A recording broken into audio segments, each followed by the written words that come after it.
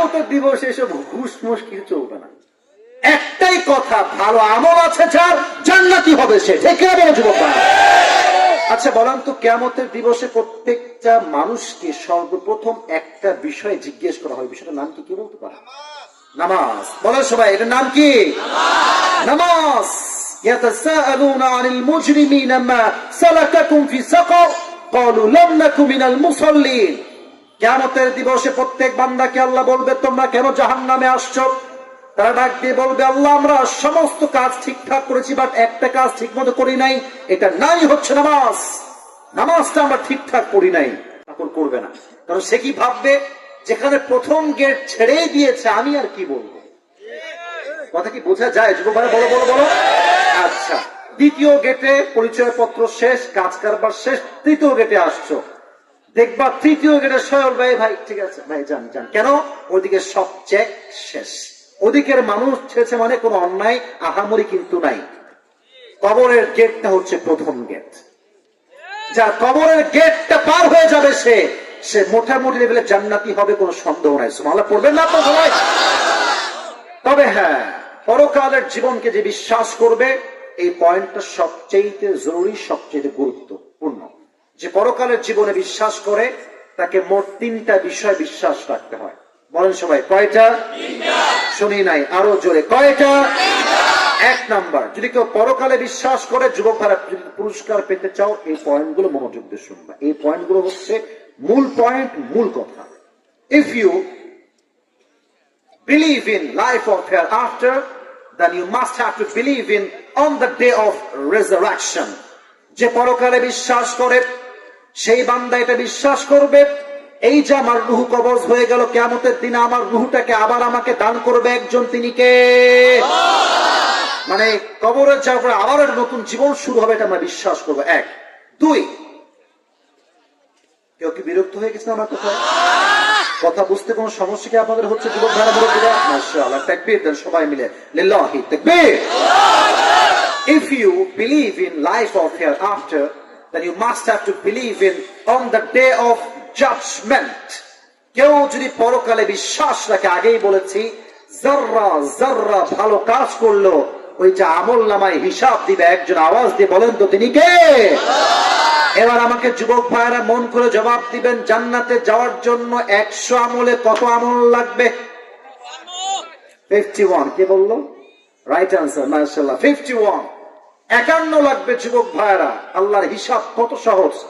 Look at my two hands, দুই হাত দেখেন, মিজানের পাল্লা, দুই দিকে দুইটা হাত। এখানে আমার হুজুররা আছে, কোনো কথা বানোয়াট বা বানায় বলার কোনো সুযোগ আমার কাছে নাই।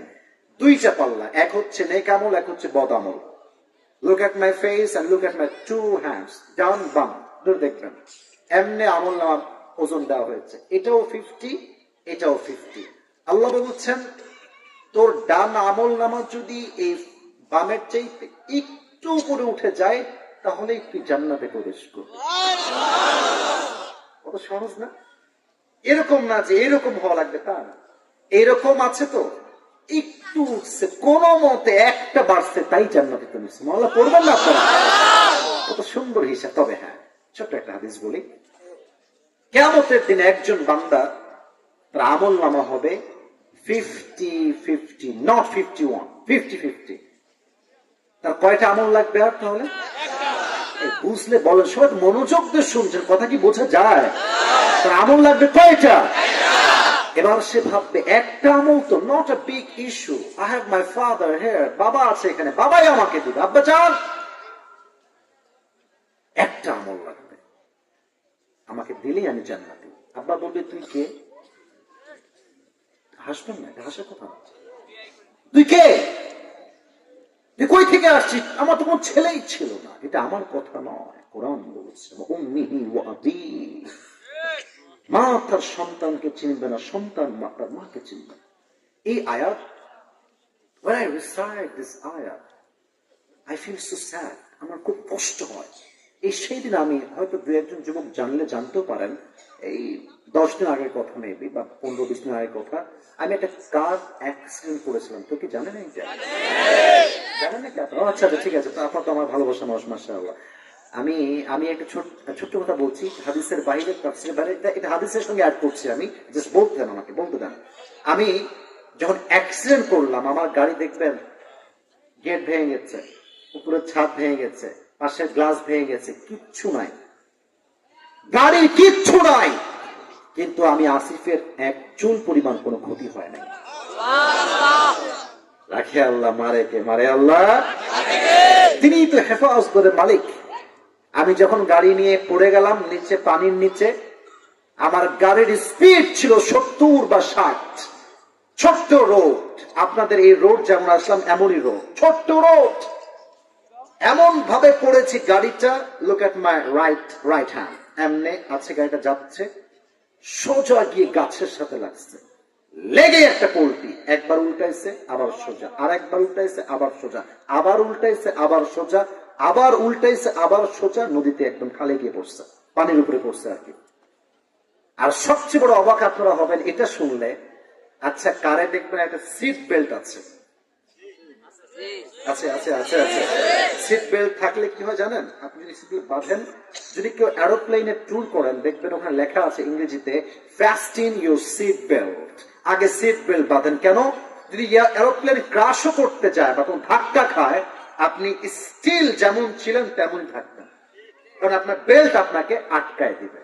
আমি ওই দিন বেল্টও পরি নাই, আমি এমনি বসে আছি, গাড়ি 4 বার ঘুরেছে, আমার তো কথা ছিল যে আমি জানালার কাঁচ ভেঙে বের হয়ে যাবো হিসাবে, কিন্তু আল্লাহর যে কি লীলা খেলা, 4 বার গাড়ি উল্টাইলো, এত ফাক্কা, কিচ্ছু নাই গাড়ি, আপনি ভিডিও দেখলেই বুঝবেন।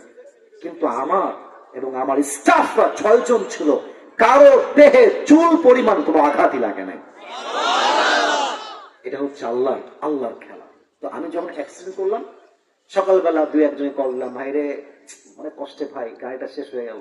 তো লোক দেখেন কি স্বার্থপর, বলছো হো ভাই কষ্টের বিষয় ভাই, দেখে চলেন ভাই, ঠিক আছে ঠিক আছে, দেখলাম ঘুম আসছে, কাট, কল কাট। আরেক বন্ধু কল দিলাম, কি খবর বন্ধু, আমার তো অবস্থা খুবই খারাপ, আমি তো রোড অ্যাক্সিডেন্ট করেছিলাম কালকে, এই অবস্থা। বন্ধু কয় তাই নাকি রে, সাবধান চলিস, রাস্তাটা খুবই খারাপ রে আজকাল, ঠিক আছে বন্ধু পরে কথা হবে, আমার কাট, ফোন করে দিয়েছে। এরপরে আমি আমার মাকে কল দিলাম, আমার এই মেসেজটা আমি এখন দিব, যে মেসেজ দিব সেটা এখন দিব।